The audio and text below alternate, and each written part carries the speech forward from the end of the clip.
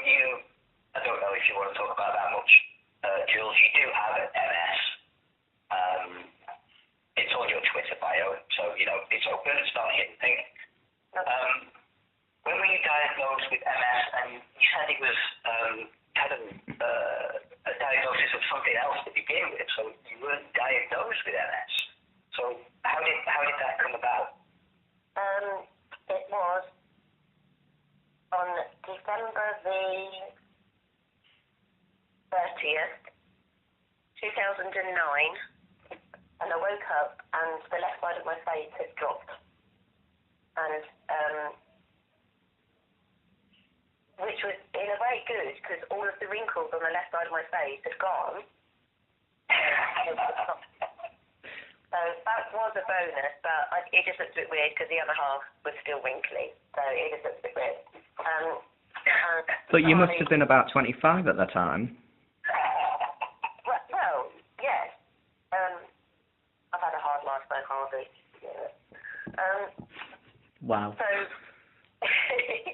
went to the hospital, saw a number of people, loads of tests, blah, blah. And basically I was told it was diabetic neuropathy, and my face just corrected itself over time. The wrinkles came back, and I had, the other issue I had was my left arm. My left arm doesn't work as well as my right arm, and I have constant burning pins and needles in my arm and my hand. So diabetic neuropathy was the diagnosis, and that's what I was being treated for until I think it was about 2012-ish, 2013, and I started becoming really very ill, and I slurred my speech, which may be vodka on cornflakes, don't know. We've all been there. Yeah, it gets you through the day, doesn't it? Exactly. So speech was slurred, my face dropped a bit again, and then I started having problems with my balance. I was getting very dizzy. I couldn't walk unless I was holding on to something to keep me up. I walked around looking as if I was drunk because I was just staggering all over the place. And went to the GP for a blood test, for a A1C blood test. And while I was there, I stood up off the chair, went dizzy, fell over and hit the floor in the GP surgery, at which point they said, I think we ought to have a look at you. So they had a look at me. Yeah. I think they were just probably worried about the lawsuit because I had fallen over. But the hospital again referred me back to the neurologist, had a MRI on my brain, which they eventually found the brain. I had a number of lesions on my brain which indicated MS. I had a lumbar puncture. Had to wait a long time for those to come back, but once that was back, that was the official diagnosis that it was in fact MS. So where I've had the problems in the past and the burning of my hands, etc., because I hadn't had steroids, which is how you treat an MS relapse, because I've not had the steroids to help heal that, the damage to my left side is now permanent through the misdiagnosis. So I am quite, I can't think of what the word is, but I'll go with I'm quite gobby when it comes to things to do with your own health. You know your body better than anybody, and if you think that there is something wrong, you sometimes have to fight to see the right people to get the answers. And I ended up writing a letter to my GP surgery saying, every time I see my GP, they only want to talk to me about one ailment at a time, but I think these ailments are all linked. And they agreed to see me, and they put it all together, and here we are now. So do think there is something wrong, you knock on those doors and you bang on those tables until you're heard. You shouldn't have to fight, but sometimes that's the only way. Yeah, that's a good point. Sometimes you do, like you said, you're going to know your body better than anybody else. Yeah. So that was 2009, you said, but actual diagnosis of MS. The official diagnosis in 2014. Wow. So it's 5 years until you get an official diagnosis, which is shocking. So that they just assume diabetes complications. Yes, because it was the most obvious, and I think it was probably the easiest thing to put it down to. Yeah. You know, I've had diabetes at that point. I've had it for 20 odd years. I've had it for 29 years now, so I can't do the math, but. Yeah. So you've had type 1 for 29 years or so. You can't work out the maths, I know. I'm old too. You've had type 1 for 29 years or so. You're old too. That implies that I'm old. I'm not. I'm 21, I'll have you know. I'm young. Which explains your poor maths if you've had type 1 for 20 years. Yes. Yeah, okay. I think that's true, did I? No. We'll go with that. Let's go with 31. Yeah. Instead of 21. So you've had type 1 for 29 years. And MS for 10. Officially diagnosed for 5, but 10 years. Yeah. In that time, have the two caused you sort of a combined issue? Do you find MS, what's the word I'm looking for? Not confuses your diabetes in any way, but do you mix the symptoms of MS and diabetes hypos and hypers? Do you find the two, you feel, is that hypo or is it a symptom of my MS being wonky today? You see what I mean? All the time. The left side of my face is constantly has pins and needles now. And my first hypo symptom was always pins and needles around my mouth. And so because I permanently now have pins and needles around my mouth, I don't know. It masks the hypo. And quite often I will ignore the feeling of it because it's like, oh, it's just an MS and I'll ignore it. And then when my eyes start going a bit, then I'll do a test and I'll realise that I'm under 3 and I need to do something about it. So it masks hypo-awareness in a big way. But also one of the major problems I have, and it's very difficult to explain to people, is I get fatigue. And fatigue is not just being a bit tired, having a nap and then feeling okay. Fatigue is like, you feel like you're walking in a lead bodysuit. It's an effort to move. Your bones ache. You are tired of your bones. Doesn't matter how much sleep you get. And when I'm tiredness is one of my signals. So again, the two conflict. Because you live with it every day, you go through this tennis. And so I suppose I just have to check my blood sugars more. And I'm so lucky now that the NHS have given me, funding me the Libra. And so I can check with that because I find using a meter with testing strips very difficult because if I've got the shakes, which MS does to you, you should get tremors. You try putting a testing strip into the meter with a shaking hand, you've got absolutely no chance. So it's very difficult, but at least with the flash monitor, I can check easier and more regularly. Okay, so flash and tech has benefited you in that way. It helps you. Do you feel that maybe it could go more? Like, do you feel that maybe you would be beneficial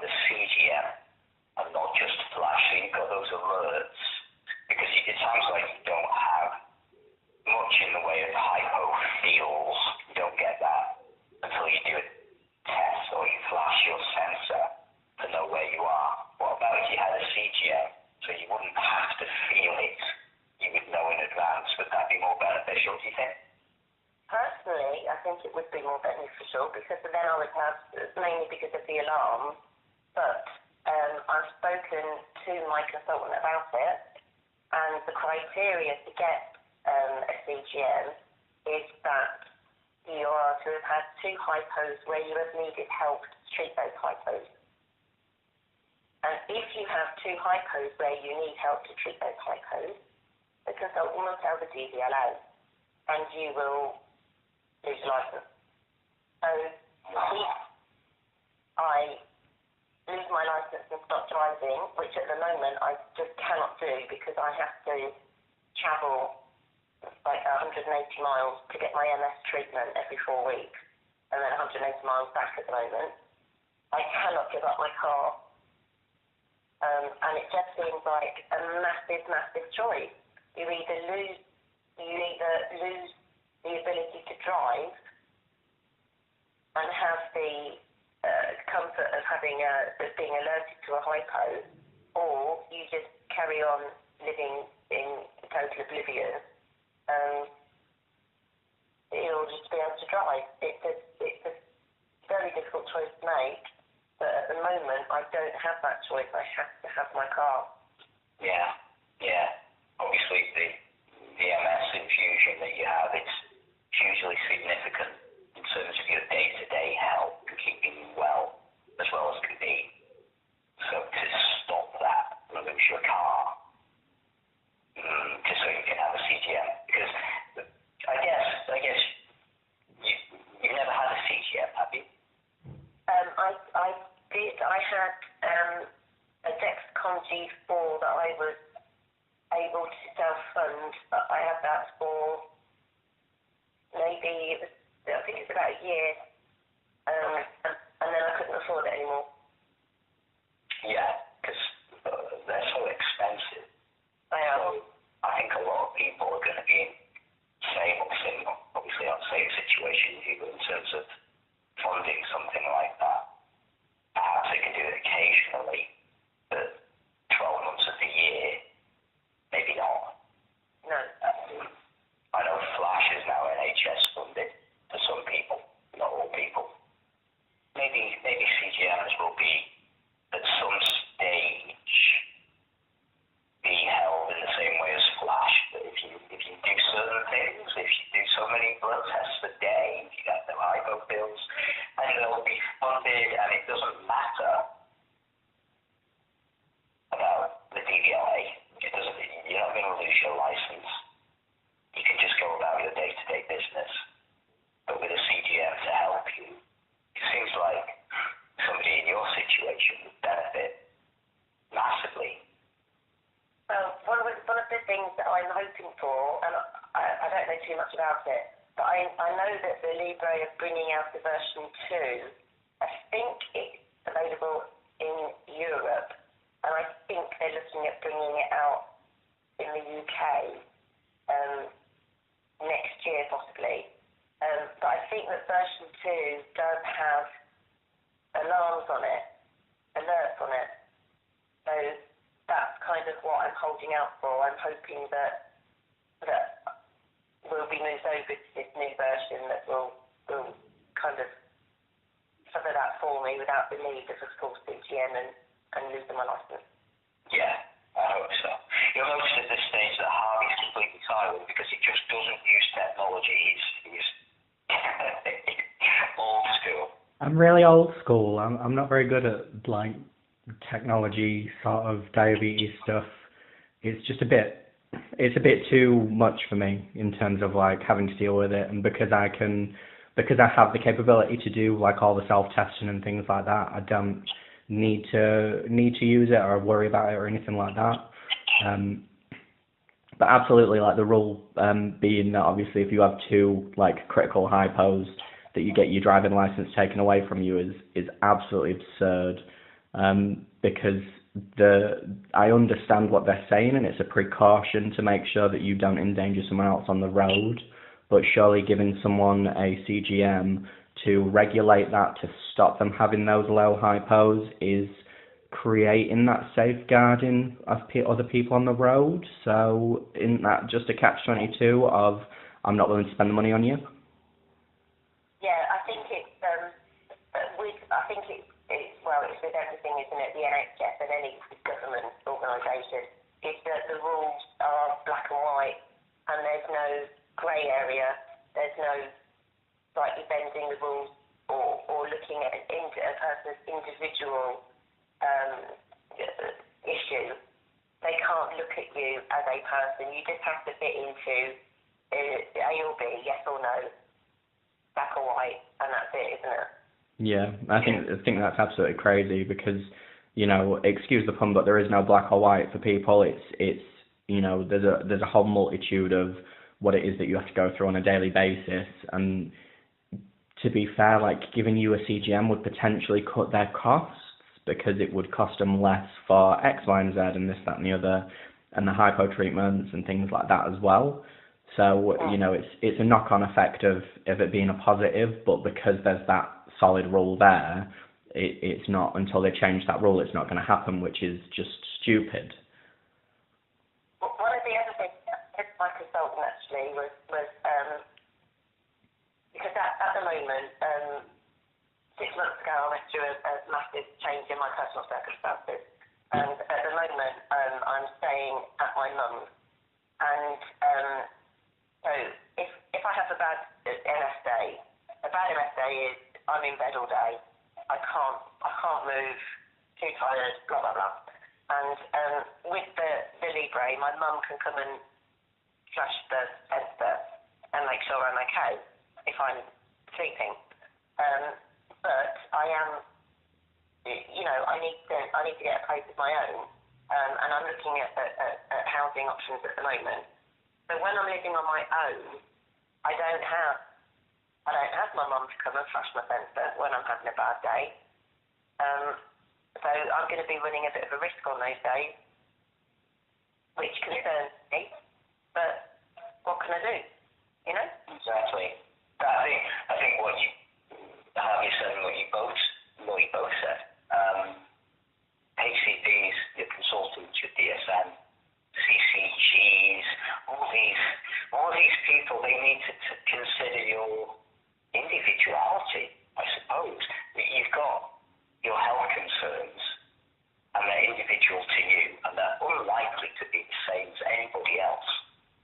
So why there's this sort of box-ticking exercise that goes on to fund things like, at the moment, it's flash, isn't it? But it could be other things, CGMs and things as well. Why there's this box-ticking exercise, and if you pass certain tests almost, then fine, you can have this. Why nobody considers your colours? It's not black and white. So why nobody considers your in-betweens, your because of this, because of that, and therefore you should have this because it's going to make your well-being better, your day-to-day living better. You're going to impact upon the NHS less because you're going to need less emergency care, more likely, and possibly less long-term care if your diabetes at least is stable. I think completely. I think the tick box exercises are all well and good to safeguard from abuse of certain things within the NHS, but I think there's a big question that's never asked, and will this improve the quality of life of the person? That's never actually asked, and that's supposed to be something that's in the forefront of the mind of people and the NHS, but that's not a situation that we're in. It's absolutely fine to ignore the quality of life of somebody because they don't tick a box, which I think is just kind of disgusting. It's not really fair to treat people like that, because there are people like me, to be fair, if there were no safeguarding and they were like, oh, you know, we've got CGM and X, Y, and Z, and I'd be like, oh yeah, well, I'll take that, it's free, because I love free stuff, and I'll just take free stuff, and I'll try it. But that's not really the attitude to have, but there are people that will do that. So I understand the tick box exercise, but it's not a fair exercise at all. Yeah. So the other side of that is that they would then have to, if you weren't in a black or white category, they would then have to investigate more, as in, what category you are in, etc., etc. And that's all going to cost money, time and money, that we know that the NHS don't have. So I suppose that's why they have to stick to their black and white rules. Yeah. Yeah, I think it's the same, definitely. Well, I think we've covered quite a lot in this conversation in our first ever sandwich. Whoop, whoop. Jules, you've been the meat in the sandwich perfectly, and Well, thank you. What are you talking about? She just lied there. that's what we wanted. Thank you. Thank you, Jules. That was amazing. So thank you for having me as your sandwich filling. First ever sandwich filling. I hope we didn't put too much mayonnaise on. No, let's not go there. Thank you, Jules. I'm sure we'll catch up with you on Twitter. I'm just going to say it one more time. You are at Jules1315, aren't you? I am with the name HRH Jules. The HRH, can I just say, the HRH has been given to me. People just started calling me HRH and you're mad. And it's not me saying that I am a queen and a diva, because I am the least queen and diva person you've ever met. Oh.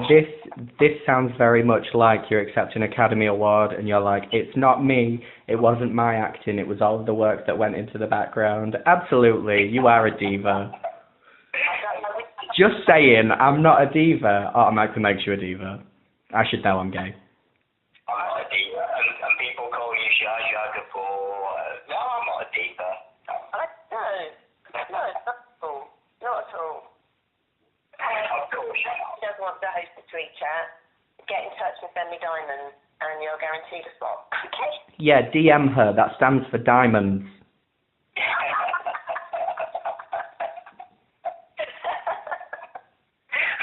Fantastic. Thank you, Jules. We'll end this podcast here. I am Diabetic Daddy on Twitter. Who are you, Harvey? I am diabetic_me on Twitter. And we'll see you next time. Thanks for listening. Bye for now. Bye.